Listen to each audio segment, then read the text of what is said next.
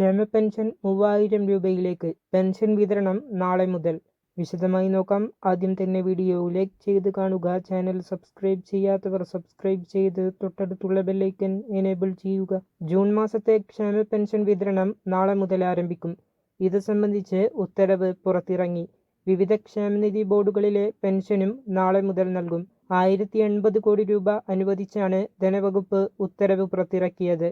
കർഷക തൊഴിലാളി പെൻഷൻ, ഇന്ദിരാഗാന്ധി ദേശീയ വാർദ്ധക്യകാല പെൻഷൻ, ഭിന്നശേഷി പെൻഷൻ, അവിവാഹിതകൾക്കുള്ള പെൻഷൻ, വിധവ പെൻഷൻ എന്നിവ കൈപ്പറ്റുന്ന ലക്ഷക്കണക്കിന് ഗുണഭോക്താക്കളുടെ കൈകളിലേക്ക് തുക എത്രയും വേഗം എത്തിക്കാനാണ് സർക്കാർ ലക്ഷ്യമിടുന്നതെന്ന് ഉത്തരവിൽ പറയുന്നു. അതേസമയം സാമൂഹ്യക്ഷേമ പെൻഷൻ 3000 രൂപയായി വർദ്ധിപ്പിക്കുന്നതിൽ കാലതാമസമുണ്ടാവില്ലെന്ന് മുഖ്യമന്ത്രി നിയമസഭയെ അറിയിച്ചു. ഈയൊരു ഇൻഫർമേഷൻ മറ്റുള്ളവരിലേക്ക് ഷെയർ ചെയ്യുക. വീഡിയോ ലൈക്ക് ചെയ്യാനും ചാനൽ സബ്സ്ക്രൈബ് ചെയ്യാനും മറക്കാതിരിക്കുക.